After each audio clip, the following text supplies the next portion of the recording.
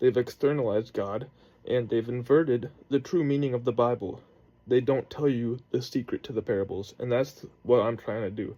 I'm just trying to share with people because it gets really deep and intricate, but it's also super simple. But it becomes really complex when you've been told all these things by pastors about religion, historians, which are the scribes in the Bible, which Jesus says to stay away from, the scribes and the Pharisees, religious people, and the historians, because they don't know what they're talking about.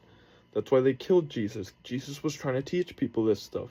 Essentially, Jesus wasn't a literal person. Yeshua is just a title, like Buddha is. That's why they mean, like, the awakened one, or the one who saves. Because these words are symbolic for the energy, the spirit behind these things.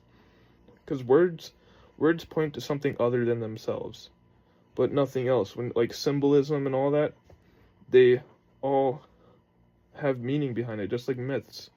Myth doesn't mean a falsehood or like some fairy tale. It literally just means a concrete image which man uses to make sense of the world around him.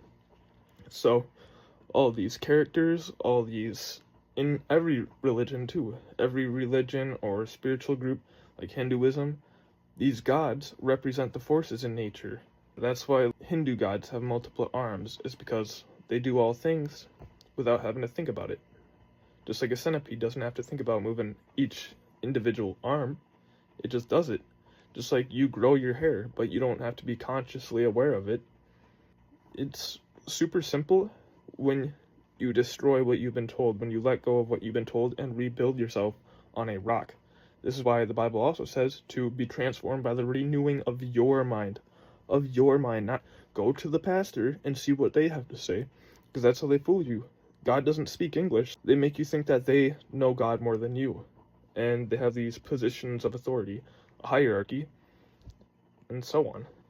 And in other videos, I'll get into how like this translates to the astrotheology aspect, but yeah, it's literally as simple as that. The forces in nature personified, as within, so without, as above, so below. They're just the forces within you personified, and the forces externally are personified. And that's why school was created, to distort our minds, to condition and program us. And you can program yourself any time of the day, any second. You can regrow. And this is where forgiving yourself comes from, because we've all made mistakes, we've all been deceived, but that doesn't mean you're like dumb or stupid. You just gotta let go.